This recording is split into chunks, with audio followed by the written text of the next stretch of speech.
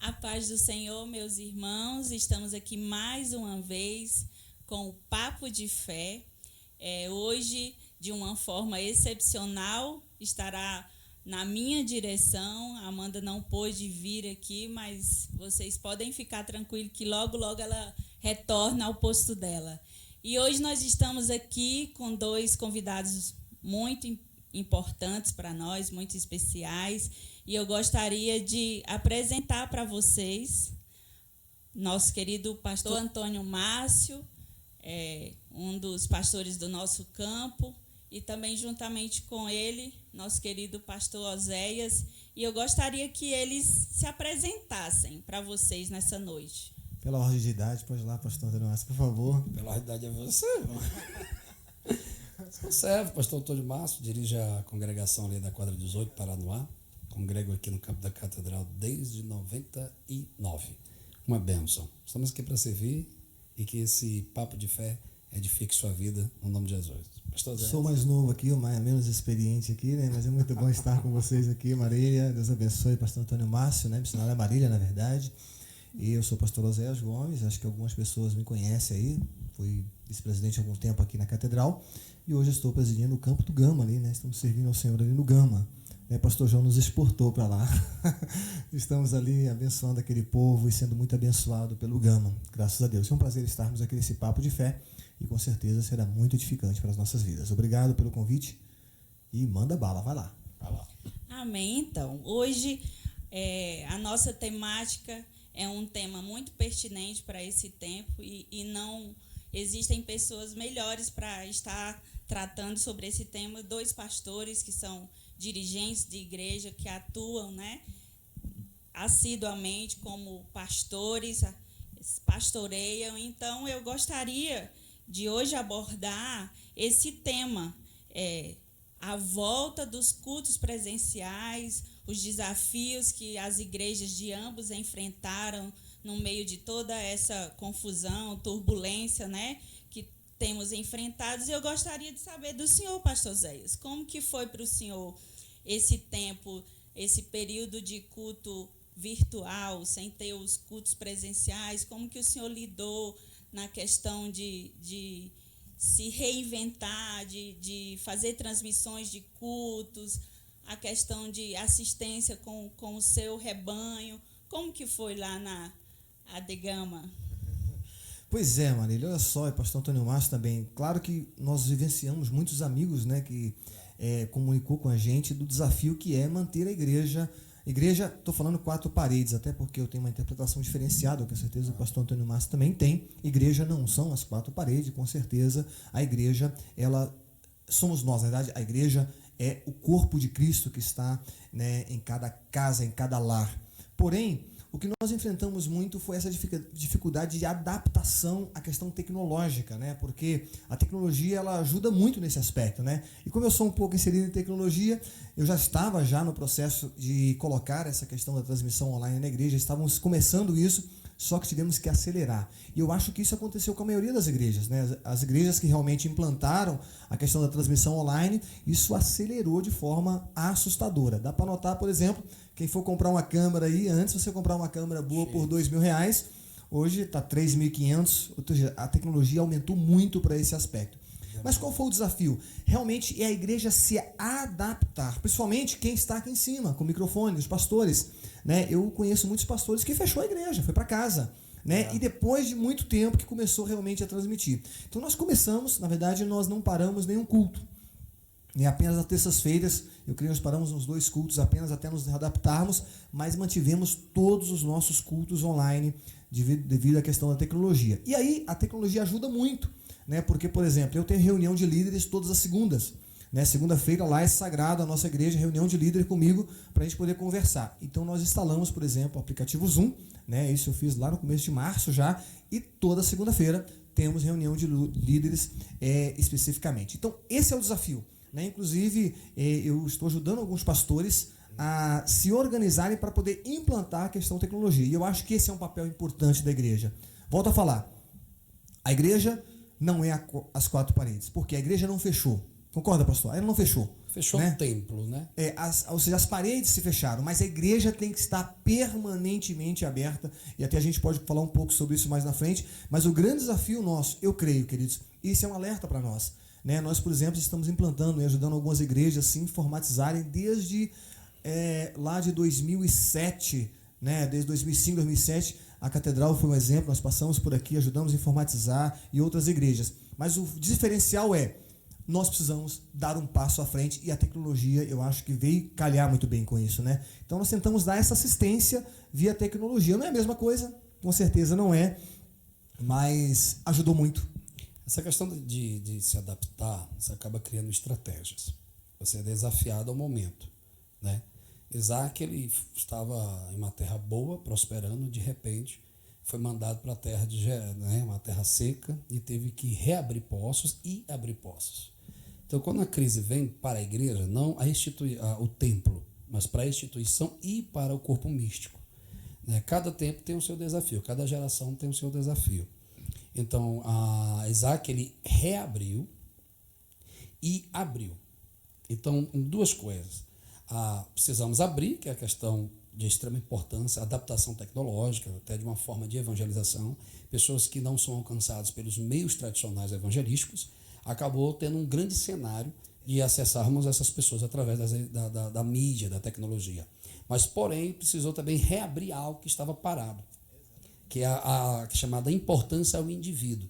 A gente acabava sendo muito pastor do púlpito, e não pastoreava o indivíduo, a ligação pessoal, o pastor falar individualmente com o membro, né? Aquela questão de vemos as pessoas mais no domingo aqui e não se preocupar na segunda.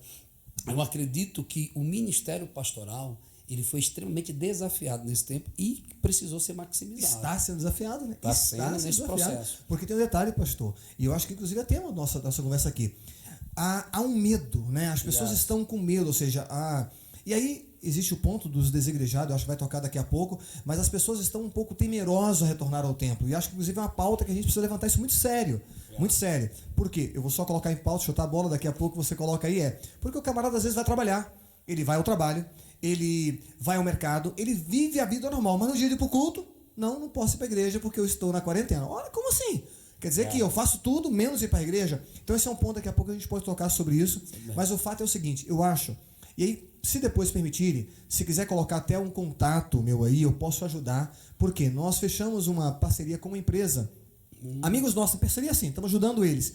Eles ajudam os pastores. Então, se tiver algum pastor que estiver precisando, ele vai lá, instala a câmera, faz todo o treinamento para que você possa transmitir o seu culto online. Então, se os pastores estiverem me ouvindo aí, quiserem essa ajuda, nós podemos auxiliar. Porque é um desafio, pastor. Verdade. Porque eu tenho que aprender um monte de coisa, né? O Silvano está aqui, ele sabe como é que é o desafio. Eu, como pastor, fui muito desafiado, né? Porque eu venho daquela sequência tradicional, né? Pastor igreja, pastor casa de membro. Aí vem a pandemia e quebrou tudo aquilo que eu aprendi por 20 anos. Aí você teve que fazer em 3 meses aquilo que você não fez em 20 anos, vamos dizer, da parte tecnológica, né? E graças a Deus nós temos alcançado as pessoas. Mas a questão da tecnologia, e que eu estou falando, tem os extremos. Lógico. Né? Que já nós vamos abordar isso aí. Sim. Né? A questão do medo, que o pastor Azés também abordou, eu comecei a trabalhar uma temática, já vai fazer 2 meses. Eu falando sobre medo, esperança, fobia, né? E o propósito de Deus para esse tempo da igreja. Onde a gente precisa entender que há uma grande diferença entre pessoas que congregam em uma denominação e as pessoas que são igreja de Cristo, né? Tem pessoas que precisam do santuário para sentir Deus e esqueceram de serem o santuário. Quero deixar bem claro aqui, a presença de Deus aqui é perceptível.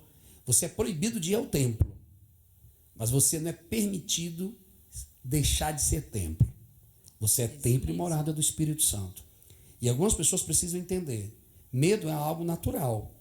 Mas medo é uma ação da nossa cognição de sobrevivência. Mas para ser aplicado ao contexto bíblico e cristão, você não pode ser escravo deste medo. A pessoa ela tem a disposição ao mercado, a pessoa tem a disposição a tantos outros lugares, vai se expor ao vírus. Nós não queremos assim ser imprudentes e dizer existe o vírus e tem que ter as recomendações, mas o verdadeiro cristão ele não pode ser escravo do medo.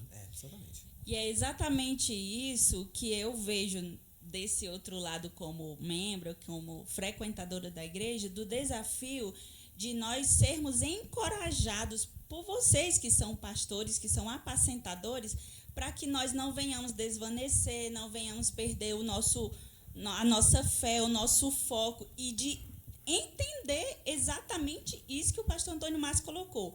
Eu só estou impedida de ir ao templo, talvez, além de cultuar no culto congregacional, de servir a minha igreja com meu trabalho, com meu serviço, mas eu não tenho nenhum problema e não existe nenhum empecilho para eu ter o meu altar na minha casa e eu me aprofundar no meu relacionamento com Deus, porque o acesso, né? Se você me permitir, pastor, saudosa memória, pastor Divino Gonçalves, em uma das convenções distritais que eu participei, eu tinha 20 anos na época, solteiro, participei. Tem muito tempo isso? Tem muito tempo.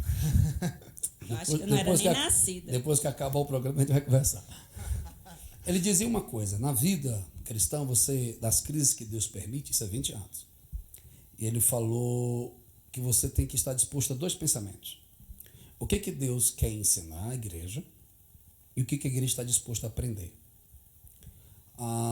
Uma das coisas que está sendo mais perigosa hoje, que eu acredito que vamos abrir os olhos espirituais, é quase a estratégia do adversário para roubar o prazer das pessoas cultuarem novamente no templo. Porque o nosso desafio era encher os templos, evangelizando, trazer as pessoas, né? Hoje o nosso desafio é limitar as pessoas virem ao templo, para não ter aquela aglomeração. Então, como pastor há alguns anos, eu estou preocupado com o quê? As pessoas estão com tanto medo de adoecer que estão perdendo o prazer de viver. Isso de uma forma social. Isso é verdade.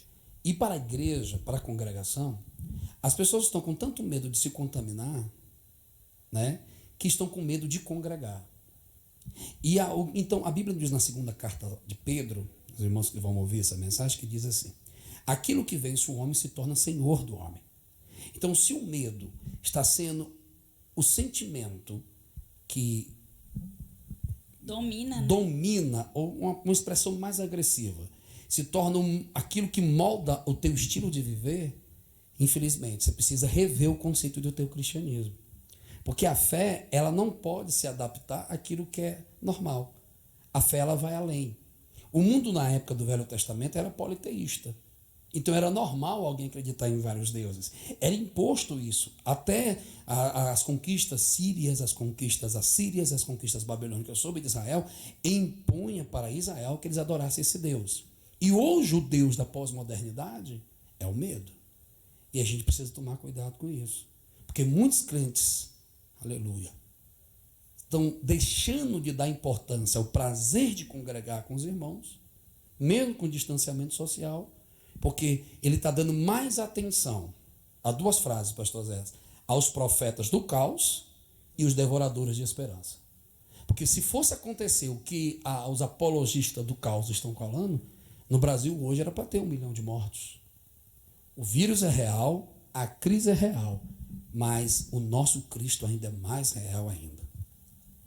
Eu só quero pegar aqui desse contexto, Daniel capítulo 12, versículo 4. Tem um texto muito lindo, pastor, que reflete um pouco sobre esta questão, até porque fala da ciência. Olha o que a Bíblia diz, né?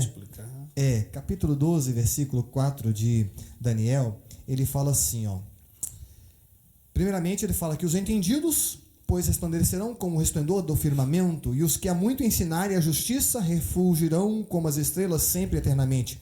E tu, Daniel, fecha essas palavras e sela este livro até o fim do tempo. Muitos correrão de uma parte para outra e a ciência se multiplicará. E aí a gente pega só um detalhe aqui, pastor.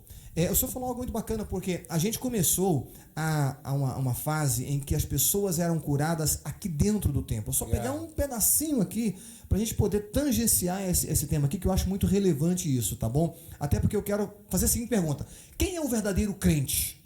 Quem é o verdadeiro cristão? Quem é aquele que realmente serve ao Senhor? Né? Isso tem se revelado nesse tempo. Agora vereis quem serve ao Senhor. Né? Não é isso mesmo? Agora vocês vão ver realmente quem serve ao Senhor. A diferença. Agora presta atenção, nós temos aí um fator tecnológico que está expandindo e vem expandindo de uma forma realmente radical. Né? Eu sou um estudioso da tecnologia, acho muito bacana isso, mas sempre fico de olho nisso.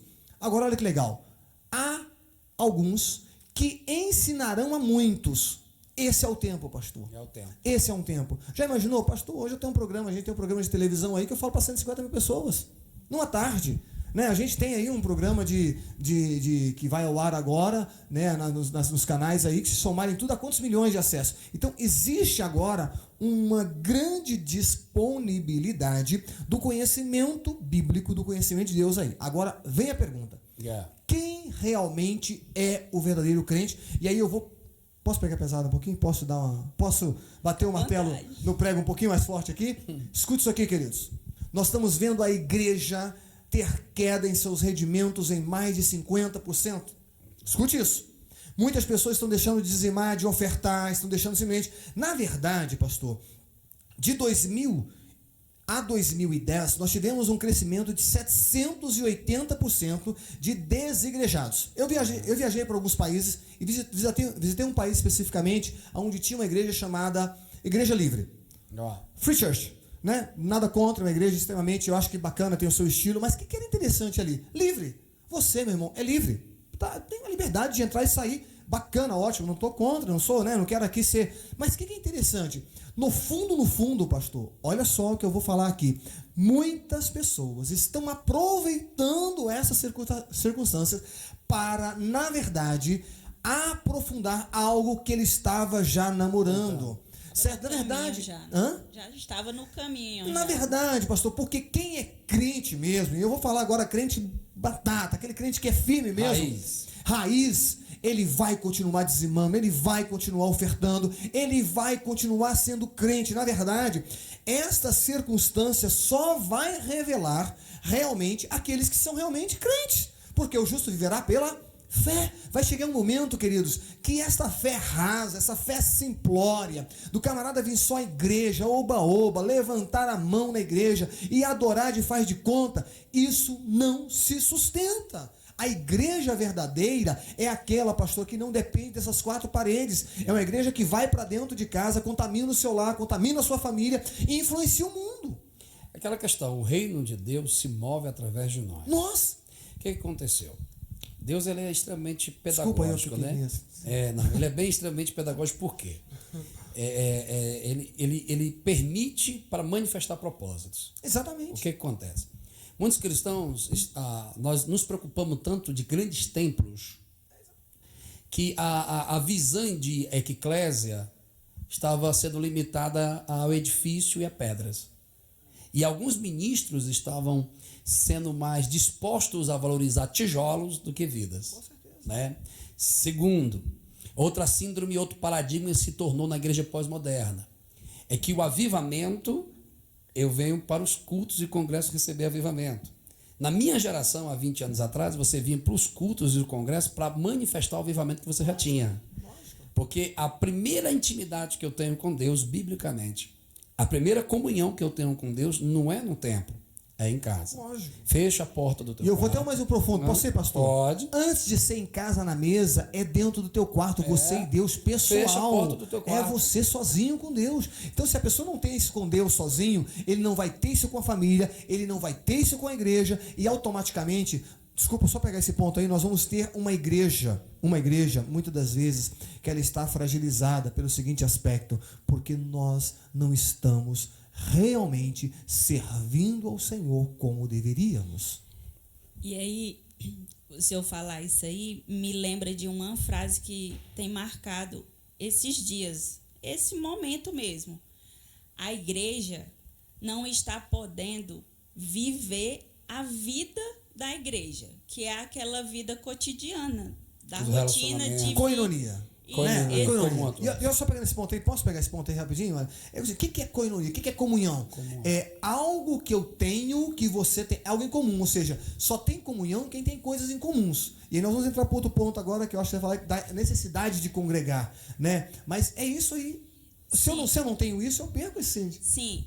E aí, como nós, antes de entrarmos nos cultos presenciais, o que eu estava muito martelando em mim é que, mesmo não podendo ter a vida da igreja, na igreja, a igreja não foi impedida de viver a missão da igreja. Ser igreja. Ser igreja, fora da igreja, levar a palavra, levar o consolo para os que estão necessitados, através de donativos, de suprimentos espirituais também, mas a filantropia da igreja.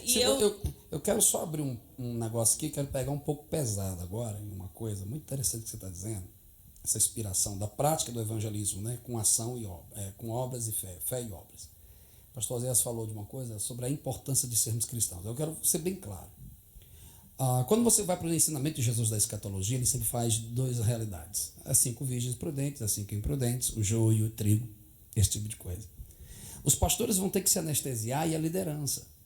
Vai se perder muito membro congregacional. O que é isso? Membro que só congregava, mas não era membro de Cristo. Que ele precisava do pastor, ele precisa do coach, ele precisa do líder, ele precisa do bem, ele precisa de inspirações humanas para supostamente conhecer Jesus. E muitas vezes a gente pratica um cristianismo na denominação e esquecemos desse cristianismo pessoal. Ou seja, o cristão pós-moderno esqueceu de uma herança que os assembleanos têm, que é centenária, que é o culto no lar. Que é cultuar com a sua família, não é o cultuar o YouTube, que a gente já vai entrar nesse assunto Sim. aí. Não é cultuar porque está tendo uma live de um pregador famoso, de um cantor famoso. Isso é culto. Eu estou falando do culto da família. Daquilo que os hebreus, foi o maior segredo, que fizeram vencer o nazismo, que fizeram vencer a perseguição islâmica, foi passar para os seus filhos o seu Deus.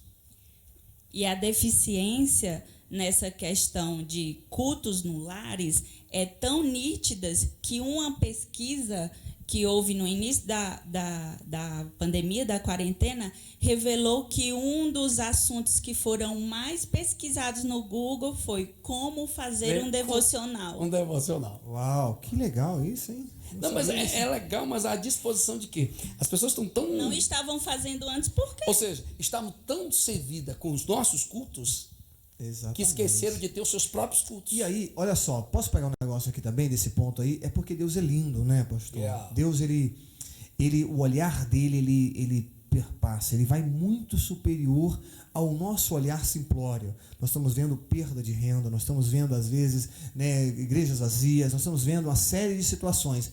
Mas eu vou dizer para você, pastor e missionária Marília, o verdadeiro crente, ele passou a ter mais intimidade com Deus. Ele passou a ter mais tempo com Deus. E aqueles que estavam um pouco assim, meio para lá e para cá, que realmente queriam, eles estão tendo mais oportunidade agora de se voltar agora, de ter o seu culto a Deus. Eu conversei outro dia com uma pastora, ela falou, pastor, eu nunca tive na minha vida o que eu estou tendo com Deus. Eu conversei com uma irmã aí, com uma missionária, que ela viaja o Brasil e o mundo fora, pastor, tinha agenda o tempo todo, ela falou, pastor, eu não sabia o que era falar com Deus direito, ter família, parar para poder cultuar a Deus em família. Por quê? A gente passa a viver fora e não dentro. E acho que é uma inversão, né? E esse culto denominacional, esse culto institucionalizado do templo, alguns crentes foi roubado isso. Exatamente. E aí entra em outro lado. A tecnologia é muito boa, mas também tem a questão extrema de que as pessoas não veem mais o templo. Agora foi liberado, né? Mesmo por Jesus, mas querem ficar em casa. Era esse ponto que eu queria chegar. Porque se acostumou tanto ao virtual, que aí é o extremo. O inimigo ele trabalha muito com o extremo, né? Ele valoriza mais o negativo daquilo que chegou para que as pessoas sejam escravas. Ou seja, a serpente falou uma verdade, mas introduziu a mentira.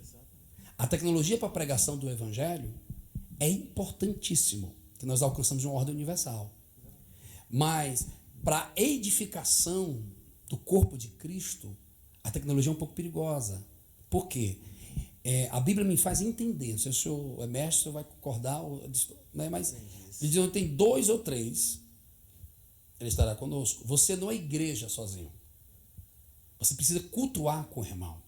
A prática do teu cristianismo não é você praticando. Como é que significa o nome Emanuel? Deus conosco. Que conosco.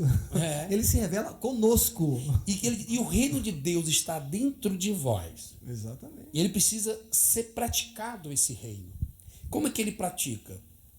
Eu preciso ser confrontado pelos pecados do meu próximo, das fraquezas do meu próximo, para que o meu Cristo se manifeste através de mim. E o meu Cristo não se manifesta através de mim em línguas estranhas, aí é um culto pessoal, ou a manifestação do êxtase emocional da liturgia, não. Se pratica quando há ódio, eu tenho amor. Quando há tristeza, eu tenho alegria. Se o cristão não tiver consciência que Satanás quer prender ele em casa, para voltar ele não vir mais ao templo, entender? Por quê? Porque se eu não congregar junto com meu irmão, como é que eu vou praticar esse cristianismo de cultuar ao Senhor? Posso embasar só isso que está falando aqui, Vamos. pastor? Hebreus 10, 10, eu ia ler. versículo de número 23, 24 Não e deixa a 25. vossa congregação. Eu só vou falar isso aqui, mas antes eu vou falar um negócio aqui. Nós vamos quebrar alguns tabus, como a Marília falou aqui no começo. Quer ver só um exemplo, pastor? Antes, não podíamos ficar cultuando online. Agora, vamos cultuar online. Pode, todo mundo vai cultuar tem online. necessidade. Tem necessidade de cultuar online. Agora, como é que vai? Depois que terminar isso, como é que vai ser? Vai poder cultuar online ou não vai poder cultuar online? Faz Santa Ceia online ou não faz Santa Ceia online? Existem algumas divergências que eu acho lindo Deus, né? Porque Deus não trabalha numa caixinha, né? Ele é um Deus muito dinâmico, né? Ele tem multiformas de agir, né? Mas existem perguntas que deverão ser respondidas. Sabe por quê? Aqueles que estavam estimulados a ficar em casa, cultuando pela televisão, como nós tivemos igrejas que se levantou aí, né? Muitos crentes que foram para a televisão e ficaram cultuando em casa. E estava tudo bem. A pergunta é, até que ponto isso é legal? Só pegando esse ponto aqui, olha que legal esse texto aqui, baseado no que o senhor falou, pastor. Diz assim, ó. Retenhamos firme a confissão da nossa esperança, porque fiel é o que prometeu. Consideremos-nos uns aos outros, aí vem o motivo, para quê? Para nos estimularmos a caridade e as boas obras. E aí, olha a instrução de Paulo, melhor, dos hebreus aqui, não posso falar que é Paulo, né? Dá vontade, coça aqui de falar que é Paulo, mas enfim, né? Na verdade, ainda tem um sentimento ainda que foi Paulo que escreveu essa carta, mas enfim. Olha o que diz aqui. Não deixando a nossa congregação, como é costume de alguns pastores, isso já era costume lá atrás. Era. Algumas pessoas, eles começavam, e aí de repente eles percebiam que eles poderiam ir embora. E aí, olha que interessante isso, pastor. A necessidade de congregar, escute isso aqui, querido, tem alguns motivos. Primeiramente, tem um motivo social. A igreja é um organismo social. Segundo, tem um motivo pessoal. Se eu ficar sozinho e me isolar, escute isso.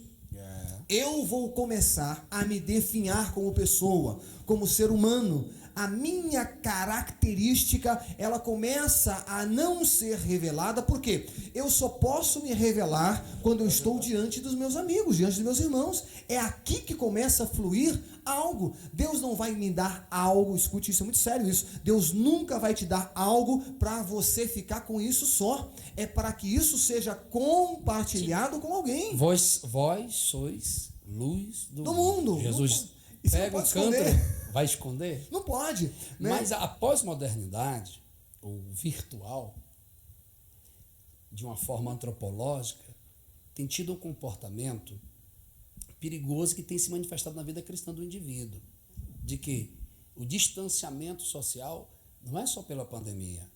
Você vem para os nossos cultos, as pessoas acabam o culto, não tem mais o relacionamento. Isso que eu estou falando. Porque no relacionamento... Eu não quero saber dos seus problemas, eu não quero saber das suas questões. Se eu começo a contar, o camarada já fica... Muitas das vezes não é nem saber do seu. Eu não quero que você me conheça. Eu não quero que você saiba quem eu sou. Eu quero que você me veja no templo, como um serafim de 6 asas. Mas eu não quero que você me conheça gritando com a minha esposa. Eu não quero que você me conheça batendo nos meus filhos. Eu não quero que você me conheça murmurando. Pastor, olha que contraste. Posso falar aqui? Olha o contraste. O camarada faz isso, mas ele fica louco pelos cliques, loucos pelos likes, pastor. Ele fica maluco por ter na sua rede social pessoas vendo ele quando ele está comendo lá o seu peixe, tomando o seu sorvete, tira foto e tal. Olha que contraste isso. É a máscara virtual. Eu podemos dizer o seguinte, em tempo de máscara, as máscaras estão caindo. As pessoas estão colocando que aquilo que a carta, a própria Paulo diz na segunda carta aos Coríntios, né? Que diz, com o rosto descobertos, refletimos a glória de Deus. Moisés colocava um véu, uma máscara, saía do tabernáculo e não podia ver a glória. Algumas pessoas dizem, mas não pode porque é muita glória. Não, é porque a glória era diminutiva. Entra comigo nesse mistério agora que está me ouvindo. Que é aquilo que eu quero voltar lá atrás. Eu vou em um culto, Marília, pastor Oséias. Eu venho para os congressos, né? Para ser avivado. Aí onde está o errado? Quando você vai para o altar, o culto em casa, o altar está levantado, tem lenha e tem fogo. Altar, o culto. Aquele que só você sabe de Deus e Deus com você. E você vem para o culto no templo para celebrar o avivamento que você já tem. Tem. Você entendeu? Por que as pessoas estão se perdendo? Por que os membros não estão ofertando? Temos que mudar essa cultura, pastor. Por quê? Porque o culto de entretenimento no templo apagou o altar do altar oculto. Eu acredito também, mesmo sendo contraditório pelo ponto que você falou, que o senhor falou que as pessoas não querem, que as pessoas saibam do seu problema e não querem saber do problema do outro, existe também uma vertente. Para muitas pessoas, vir à igreja já tinha se tornado um programa social. É a minha rede de relacionamento. Ou um ritual sem propósito. Exatamente. E o que a gente quer falar com tudo isso? Que, como o pastor Oséias falou, Deus mudou, por que agora o virtual pode e daqui a pouco não vai poder? Irmão, agora pode, porque Deus não mudou. Não é por isso, não. É porque Deus se moveu. A necessidade fez com que nós fôssemos para a internet, para o virtual. Mas daqui a pouco tudo isso vai passar e Deus vai se mover novamente para um novo tempo na igreja, da igreja. É por isso que a gente vai, é igual às estações do ano. Baseado nisso que nós estamos falando, sobre Deus se mover e haver a necessidade do retorno e tudo, eu gostaria que vocês compartilhassem como que vocês acham que será o futuro da igreja daqui para frente. O pós-pandemia. O pós-pandemia. Né? Eu vou ser bem radical. Acho que algumas pessoas já me mandaram e-mail e discordaram de mim. Eles falam assim, o novo normal. Eu não aceito essa expressão. Porque, como vocês acabaram de falar assim, Deus, as pessoas dizem, cadê o Deus de Elias, né? E eu costumo dizer, cadê os Elias de Deus? Deus é o mesmo. Deus, ele tem chuva para o tempo certo, Deus tem outono, como você foi muito feliz em expressar sobre as estações. A igreja, ela não pode perder a sua identidade. Ela pode ter as suas estratégias, mas ela não pode perder a sua identidade. Qual é a sua identidade? Teológica, sua liturgia, né? E como podemos dizer, a sua essência como representantes de Deus no seu sacerdócio.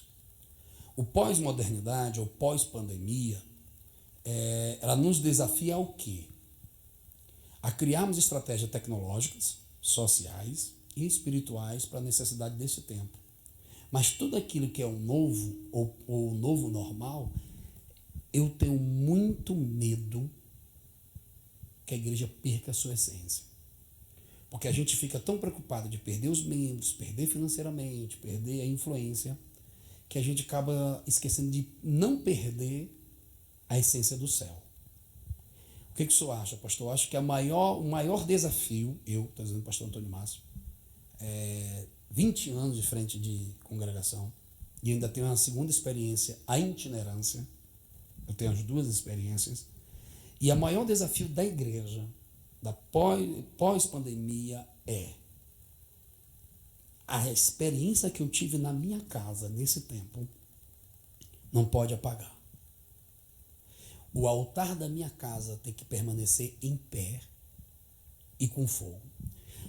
Queimará continuamente. O voltar ao templo, eu vou rasgar o verbo aqui, vou passar para o pastor.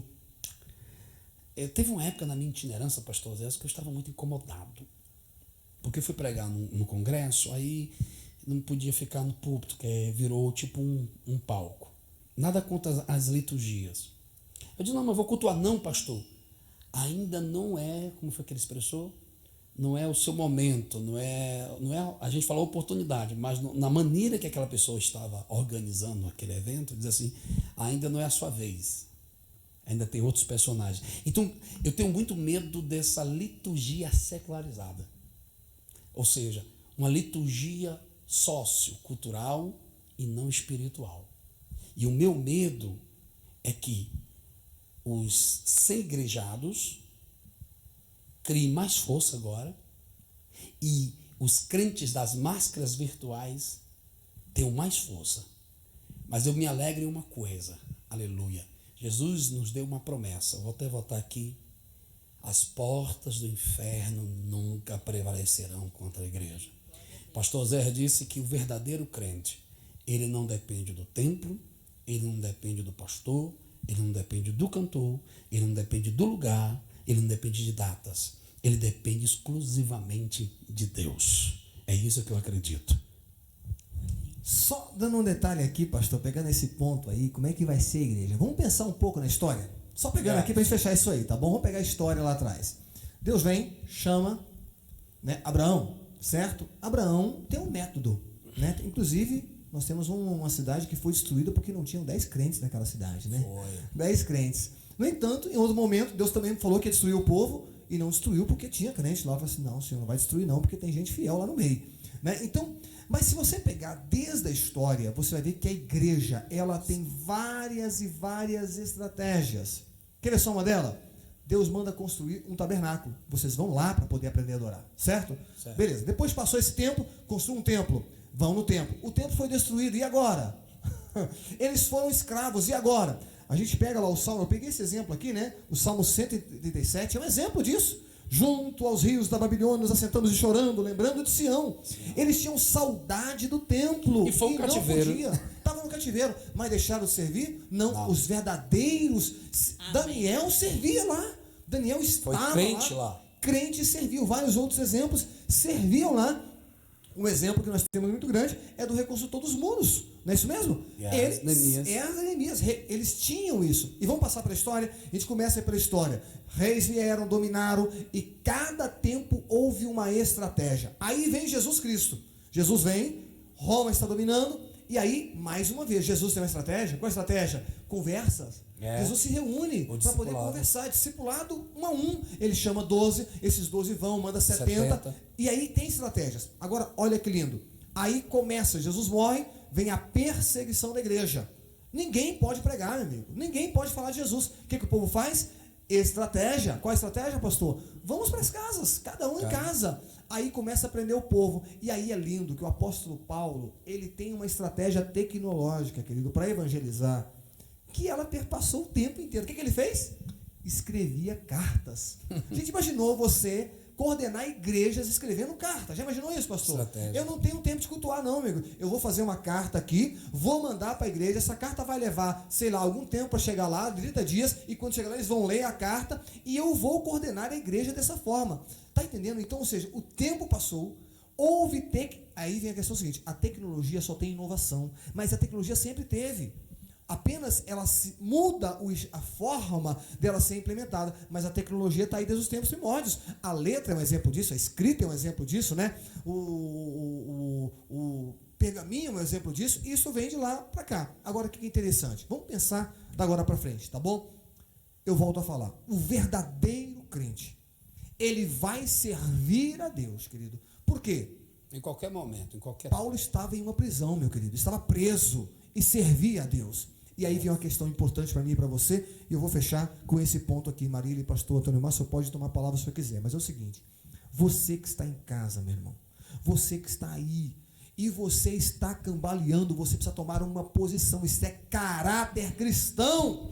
Isso é característica, porque se você lê a Bíblia, se você fala com Deus, meu querido, não tem essa, não vou lá ofertar, não vou dizimar porque não estou em igreja. Isso é falta de caráter cristão, porque um verdadeiro crente, sabe o que acontece, pastor? Ele quer servir a Deus. A palavra servir vem em primeiro lugar, e quem serve vai querer fazer a segunda coisa, que é o que? Adorar a Deus. Pastor, eu não vou à igreja porque eu simplesmente vim aqui porque tem um templo bonito. Não, eu saio de casa e E eu falava isso aqui, não sei se vocês lembram, na igreja eu falava, irmão, saem de casa, reúna a sua família e fala assim, eu vou para a igreja adorar a Deus. Eu vou lá já oferecer o meu culto. Aí o camarada vem lá, não, eu vou lá para poder entregar o meu dízimo, eu vou lá. Não, isso faz parte da tua vida cristã. E aí vem uma questão séria, pastor. O verdadeiro crente, ele vai ouvir a voz do seu pastor. Jesus falou o quê? Os meus filhos, as minhas ovelhas, ouvem a minha voz. E aqui vem a palavra final, essa é a final mesmo.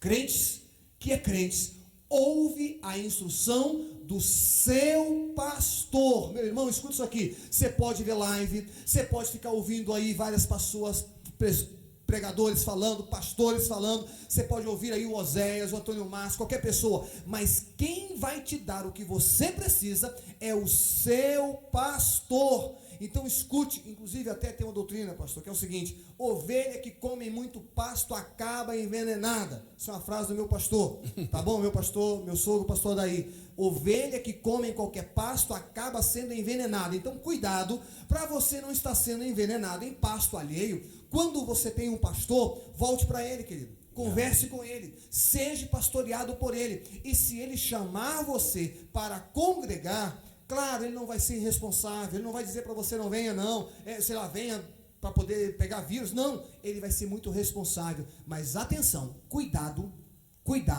para que você não está dando justificativa.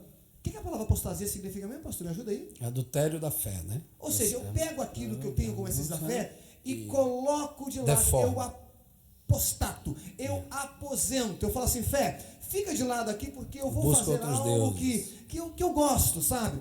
Então, cuidado para que esse tempo, o que diz? Nos fins dos tempos, muitos se escandalizariam os trazidos da fé, da fé, daria ouvidos à doutrina de demônios, a espíritos enganadores e hipocrisia de homem. Exatamente, queridos. Você vai ter cuidado, porque nós estamos vivendo um tempo que todo mundo quer falar. Olha aqui, eu estou falando, não quero parar mais.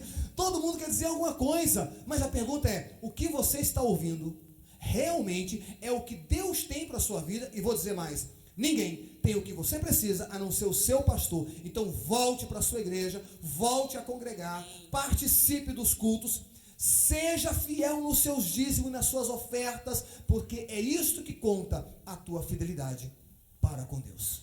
Deixa eu só te fechar o círculo bem rápido, uma síntese, até voltar para a câmera. Eu tenho alguns seguidores nas redes sociais, você acaba se tornando um influenciador, queira ou não, né? E eu deve estar bravo comigo, porque tem um dia que eu nem entro lá. Eu postei uma carta, teve até um erro do escritor, mas o conteúdo do poema foi muito forte. O cara tratava sobre medo, as estratégias de Satanás de prender o cristão se ele não congregar e nem mais para a igreja. E algumas pessoas foram bem taxativas, me atacaram muito, chamando, pastor imprudente, pastor irresponsável, influenciando as pessoas a se contaminarem. Então tá. Essa pessoa mandou um e-mail para mim eu sou um cearense que eu tenho bem elaborado. Aí encontrei a pessoa. Não, culto não, sou imprudente não vou ser instrumento de escândalo. Ok. O decreto veio agora, teve distanciamento social. A pessoa não apareceu um dia. Quando tinha a quarentena, que estava proibido, nós entendemos, né? Que as leis, né? Mas agora não tem. Então qual é a pergunta? Qual é a justificativa? Aí eu encontrei a pessoa onde? Eu fui fazer uma compra, encontrei ao meio-dia dentro de um supermercado lotado. Eu observei a pessoa, Paz do Senhor, lotado. Passou uma semana depois, eu encontrei a mesma pessoa. Essas coincidências que Cristo provê. No banco, lotado. Hipocrisia dizer que ali é um distanciamento social. E terceiro, onde que eu encontrei a pessoa? Numa padaria, não fora, dentro. Eu perguntei, irmão, estou com saudade de você no culto. Ah, não pode, pastor. Não, pastor. Aí eu, sem querer, fui bem, sou irmão. Assuma a sua identidade. Pare de culpar a ciência, o decreto. Você não quer cultuar. Você não quer congregar. Você não quer responsabilidade com a congregação local. Então, vamos parar dessas máscaras e vamos assumir responsabilidade. Jesus, ele fez nós o templo, não é isso, pastor? Mas os discípulos congregavam todos os dias no templo, porque tinham que pregar. Como é que as pessoas vão vir? Como é que a igreja vai trabalhar com inclusão social? Como é que nós vamos trabalhar com uma estratégia? Você tem que ser edificado. O pastor falou uma frase, eu passo para a Marília. Estamos falando muito. E quem cultua tem que ter prazer de ouvir. E se você não tem prazer de ouvir a igreja, a congregação, o pastor que Deus levantou para te abençoar, então você é alguém que não quer responsabilidade. Deus nunca entrega algo para alguém irresponsável. Deus só entrega para alguém que tem responsabilidade. Você precisa ter responsabilidade. Eu não quero falar nem de dízimo nem de oferta. Isso é uma questão de consciência. Eu quero falar de responsabilidade com os irmãos que oraram por você, que te abraçaram. Aqui eu concluo dizer, cuidado para que esse distanciamento social não te distancie da congregação, da comunhão entre os irmãos, e te distancie do céu. O medo não pode ser seu Deus. Se os crentes tivessem a mais vigilância, da mesma forma de não se contaminar com o vírus, de tratar o pecado, como você está tratando o vírus agora, a igreja estava mais santa, mais avivada e mais poderosa. Marília? E para concluir, pegando o gancho que o senhor falou sobre responsabilidade, eu me coloco no lugar de mãe, porque eu tenho uma responsabilidade muito grande, nós temos, eu e o Nilcivan, de sermos intencionais com os nossos filhos. Até nesse momento de decreto que limita os meus filhos de virem à igreja, nós temos a responsabilidade de passar para eles o nosso comprometimento com a casa do Senhor e não banalizar. E aqui eu quero deixar, que era o que eu queria pedir para vocês, uma palavra de encorajamento para os irmãos voltarem a congregar presencialmente. Eu queria encorajar aos pais para serem intencionais com seus filhos e revezarem. Nós aqui na catedral, por exemplo, no culto de domingo, que está sendo os cultos presenciais, temos a escola bíblica dominical de 9 às 10 da manhã e de 10 às 11 o culto da família. E à noite, então, os pais revezem. Mas eu não preciso, a minha vida espiritual, eu sei administrar isso. O seu filho está lendo você.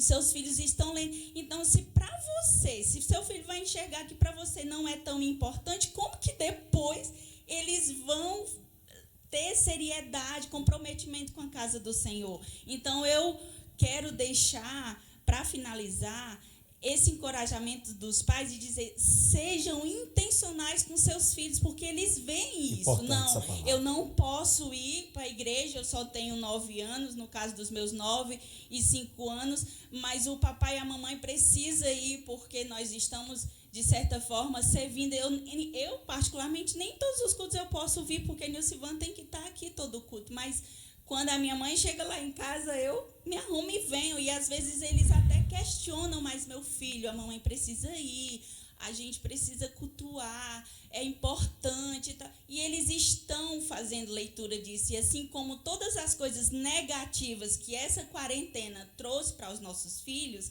isso também vai marcar a vida cristã deles. E essa é a nossa responsabilidade, formar uma geração comprometida com o Evangelho, com a casa do Senhor. E aqui eu queria pedir para vocês encerrarem. Eu vou passar, mas só a nossa responsabilidade, queridos, e aí não é importante deixar isso muito claro. Não estamos sendo irresponsáveis e não queremos que você seja. Inclusive lá na minha igreja, eu tenho falado, irmão, se você tem abaixo de 12, né, tem acima de 60, está no grupo de risco, fica em casa, cultua em casa, tá bom? Não tem nenhum problema, não. Agora, queridão, minha irmã, como ele falou, você pode ir para a padaria, para o mercado e não pode ir para a igreja? Desculpa, tem uma coisa muito errada nisso aí, tá bom, queridos? E como ela falou aqui, teus filhos estão te lendo. Sim, Maria. Na verdade, a gente precisa também abrir para um precedente espiritual, né, sobre os efeitos negativos e as armadilhas de Satanás mesmo. Aí algumas pessoas me criticam e dizem que eu sou muito espiritualista, mas a Bíblia diz que a nossa luta não é contra carne e sangue, né? E a gente precisa entender uma coisa: só quem é proibido de vir Aí, ao culto é a criança e o idoso. O idoso tem uma necessidade muito grande de inclusão social. E a criança de ordem pedagógica, ela precisa de lembranças para a construção, de conhecimento para a construção do seu ser indivíduo, né? O seu ser humano indivíduo. E as duas classes, uma que está no final da geração, que precisa de apoio, e a outra está na construção do novo crente. Uma geração esquecida em casa e outra geração impedida de ter história cristã. Aí a Bíblia diz que o filho pródigo caiu em si porque lembrou da casa do pai. A gente precisa orar, irmãos. E eu estou orando. E eu criei várias estratégias. Não vou expor aqui, mas Deus me deu estratégia que eu alcancei todas as idades. Até onde vai a nossa obediência? Até onde? Porque a Organização da Saúde, olhe para mim, quando foi indagada sobre os protestos nos Estados Unidos com aglomeração, não, que é válido e tal, não tem contaminação. Mas na França agora, porque abriram os cultos, a Itália está abrindo os cultos, foi extremamente criticada. A contaminação na Europa está sendo pelos religiosos. Que história é essa? Até onde? Aí eu quero pedir aos pastores, aos crentes, que volte a ter uma visão espiritual do que está acontecendo. Estratégia, né, pastor? Estratégia. Eu acho, porque eu a gente precisa tomar cuidado. É errado, com certeza, o pastor também chamar tudo igreja para encher a igreja. Não, isso é errado. Não é isso que eu estou justificando. Eu estou dizendo o seguinte, é que a gente precisa orar. Exato. Precisa orar, porque eu tive que atender uma pessoa de 72 anos às 5 horas da manhã que estava pensando em tirar a própria vida. Que saudade do templo. Eu tive que ir na casa do irmão, fora da casa, tem que bater esse papo, não tem como. São realidades. Que ela falou, pastor, chorando, desesperada, pastor, os meus filhos estão celebrando, olha aí, pastor, celebrando, porque não podem ir mais no templo. A gente tem que orar, irmão. É isso aí. E era essa mensagem que nós queríamos deixar, era essa a nossa intenção. Abrir, de certa forma, a sua mente, trazer um norte, né? Um encorajamento para que você venha. Se você não é do grupo de risco, não tem nenhum problema de comorbidade, venha cultuar conosco. É importante. E é isso, era essa a mensagem. Básicos, né? Sim, todos os cuidados estamos Está tendo, a igreja está tendo, exatamente. não tem como. Você chega aqui na catedral, está aqui o distanciamento, tem um álcool gel, está tudo, os obreiros tudo de máscara, nós não estamos porque está tendo distanciamento, nós testamos negativo para a parte do Covid, nós não estamos sendo imprudentes. A igreja não está sendo imprudente, irmão. A igreja está sendo atacada e perseguida por ordem ideológica e política. A igreja está sendo realmente um canal de bênção. A igreja ela é um instrumento de sustento emocional de muita gente nessa pandemia. Pastores que estão sendo criticados, atacados. Quantas pessoas queriam tirar a vida pela depressão por causa da questão da pandemia e Deus usou esses pastores para abençoar essas pessoas. A igreja, ela é essencial. Em todo momento de todo crise, a igreja, ela é... Resumindo, você precisa cultuar no templo, você precisa glorificar Jesus. Dentro das restrições sociais, dentro do decreto, dentro da obediência, mas eu abro parênteses.